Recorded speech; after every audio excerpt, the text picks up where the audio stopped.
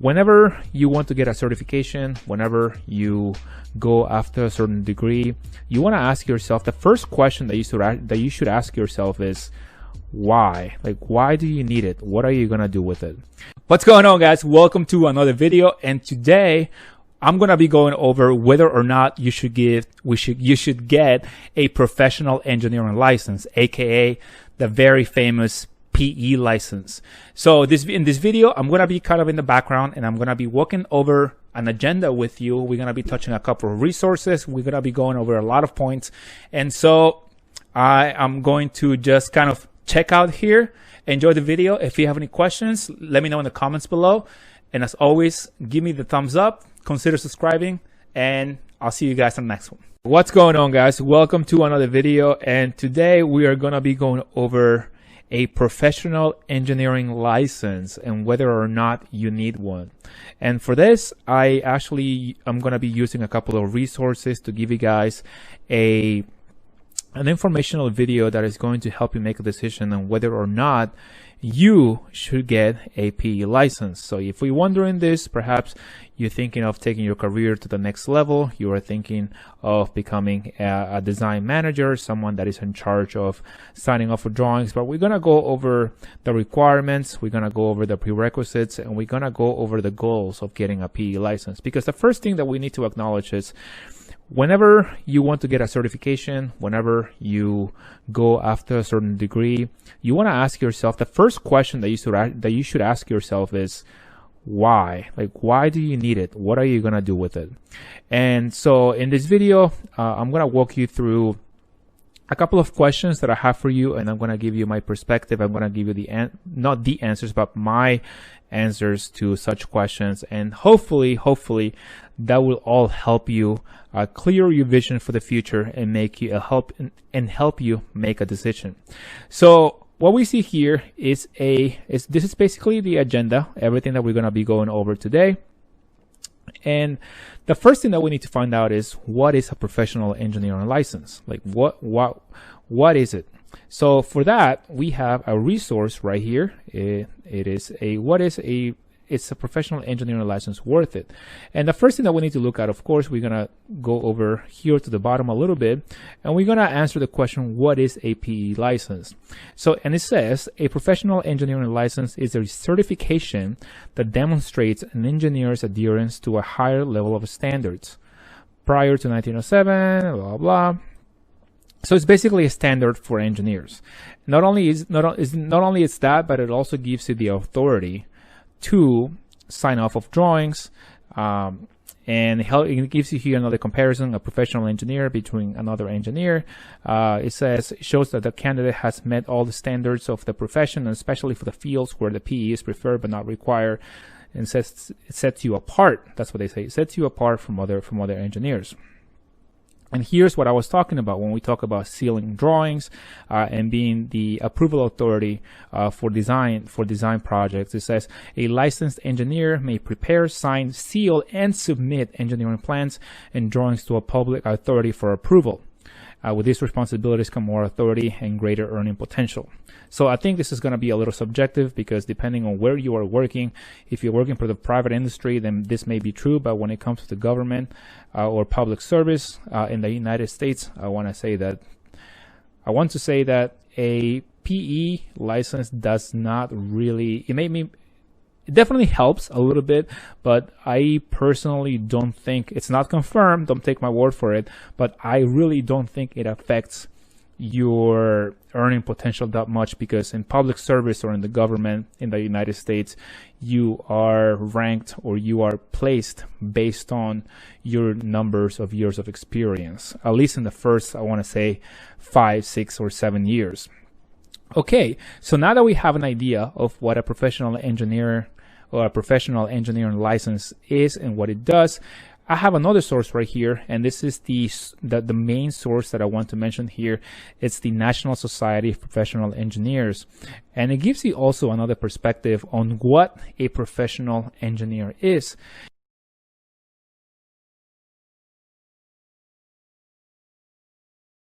And it says right here, to a client, if you're an engineer, you will always have clients.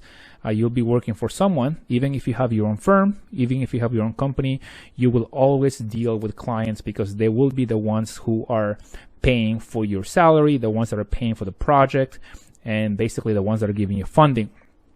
Okay, so it says it means that you've got the credentials to earn their trust. Okay, I agree with that. It gives them a level of comfort, a warm and fuzzy feeling that you are good enough, quote unquote, right? Good enough per se as an engineer, that you have a certain level of expertise, a certain level of experience, and then, come on, let's be honest, you're also able to take a test. And it says to an employer, it signals your ability to take on a higher level of responsibility. I could also agree with that. And it says among your colleagues, it demands respect. Okay, I'm not so sure that I agree with this statement right here, that it demands respect, because if you're demanding respect, that's not really respect, is it? It's more like fear. But you don't want to be a tyrant. But anyway, so it says it's a symbol of pride and measure of your own hard work and achievement. Sure. And it says, okay, so I want to jump over here a little bit, and I want to focus on the requirements and what you really need to get a professional engineering license, as it mentions right here. So it says that you need a 4-year degree in engineering, which, if you're watching this video, you're either on your way to get one or you already have one. It says you have to pass the fundamentals of engineering, the FE exam. If you are a sophomore or junior or a senior even, in the United States at least, I highly suggest that you take this when you are a senior at the latest. I think you're eligible at the time you're a junior, but I highly suggest that you take the test when you are a senior, because then everything is fresh and you can take even one of those classes that prepares you for the FE exam. So I highly suggest that you do that. Even if you're not thinking about becoming a professional engineer, I think that it's a good idea just to get it out of the way. Something that really helps here with this test is just making a giant cheat sheet or full of formulas that is going, and take a bunch of tests that are going to help you study for it. The other prerequisite that I have here is complete 4 years of progressive engineering experience on a professional engineer. Now this one might be a little hard to get, because not every single engineer out there is placed to work under a PE. For example, I have never had the experience in the 9 years that I've been on the field. I never really worked under a PE. So I am not eligible. At this point, I'm not eligible. And then you have to take the test, right? This is what we're talking about. You have to be able to pass the test. I've heard that this test is very long. I'm really not too sure about all the insights and intricacies and details about this test, but people say that it is a very long and hard test. So we'll take their word for it. So those are the 4 prerequisites of a professional engineering test. And if you want to know more about the differences between an engineer and a professional engineer, I highly encourage you to go to the National Society of Professional Engineers website, where you can dig a little more and kind of like walk around the website and stuff. But let's jump over to the agenda, and we're going to go over a couple of questions that I have for you that are hopefully going to help you clear your vision. And some questions that you may be thinking about is, as I mentioned earlier, what are you going to do with it? Are you someone that is looking into the future and you want to become a design manager? You want to become, let's say, an engineering manager, or you want to be someone that if you want to open your own firm. So I'm jumping a little over ahead of the agenda right now, but we'll get there, and I explain that in more detail in a few seconds. But first, let's talk about salary. This is very important, right? I mean, yeah, it's good to do what you love, but I generally think that money is also important, because it gives you that warm and fuzzy feeling that everything was going to be okay, that your bills are going to get paid, that you're going to be taking care of yourself and your family and any other dependents that you may have.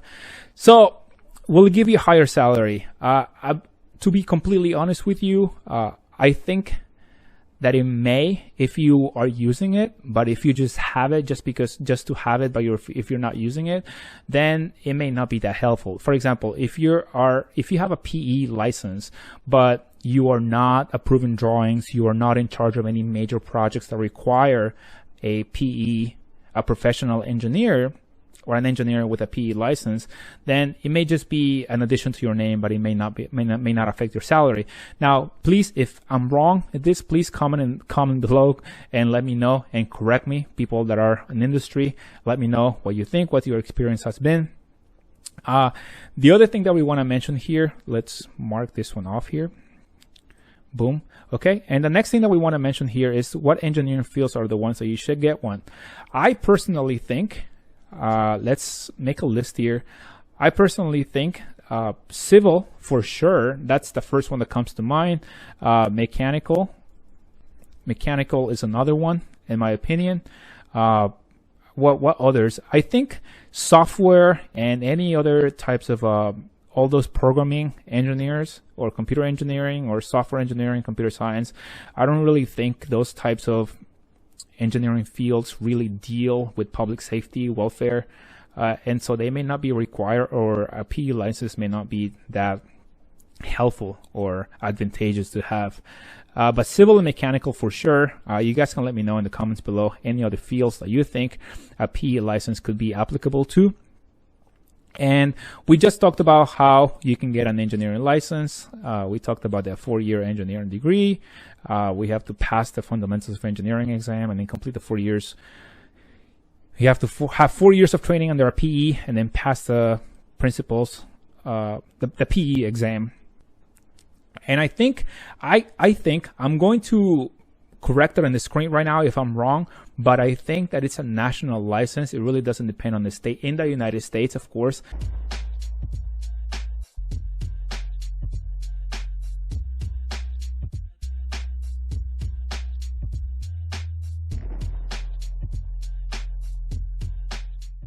So in my experience, as I mentioned a little earlier, I'm not eligible for one, and if I want to become eligible, I would have to work under a PE for the next 4 or 5 years, as the requirements say.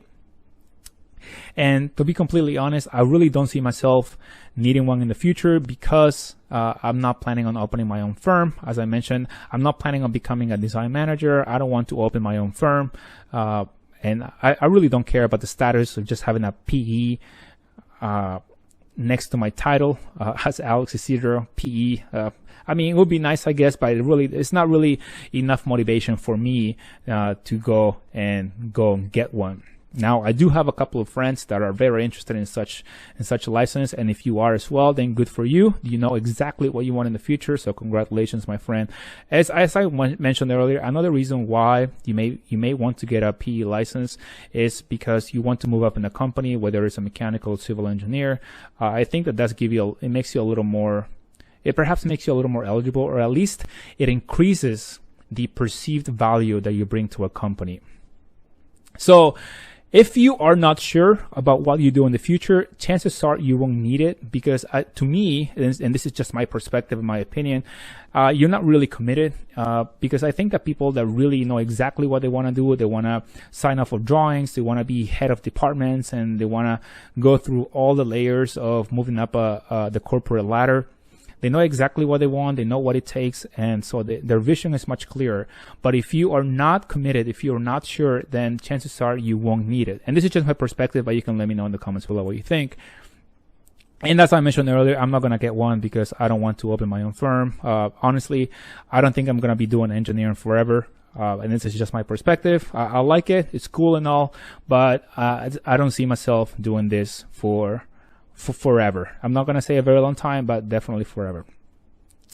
So I did take it's engineering training. I think I meant to say here the fundamentals of engineering test or exam. I did take this exam when I was a senior in college, and I passed it. It was pretty simple. It wasn't hard, but it was very long, which if you don't know about this, when you take long tests, very long tests, it gets to a point where it starts testing your mental toughness and your ability to concentrate, because you're staring at a piece of paper for a very, very long time. And the one piece of advice that I want to let you know, if you are watching, I mean, if you're still listening to this, is make sure you follow the instructions during the test. Any type of test hosted by the state.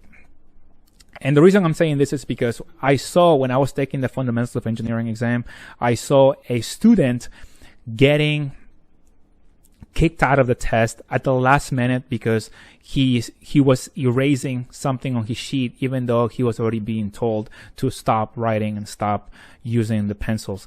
Anyway, so that's just an anecdote that I wanted to share with you in case you are one of those people that doesn't like to follow instructions or doesn't like authority.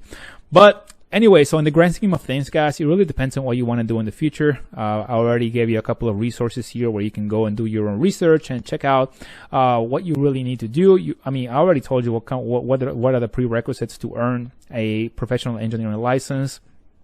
There's only 4 of them. As I mentioned earlier, your degree, you need to take the FE exam. You need to work under a professional engineer with a license, of course, and then take the test. So if you are someone that wants to open your own firm and you know exactly what you want to do in the long run, provide services to companies or clients, then most likely this is in your best benefit. All right, so if that's you, then congratulations. I wish you the best of luck. I know that you're gonna kill it. You are smart. Keep going with your career. Shoot for the moon. And with all that being said, guys, let me know in the comments below what you think. If you are someone that is considering it, let me know when you are planning on getting your professional engineering license. So with all this being said, guys, thank you guys for watching. I appreciate you being here, or thank you guys for listening in this case. And if you have any questions, please leave them in the comments below.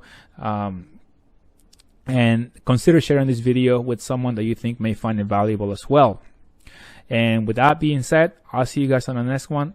I appreciate you. Peace.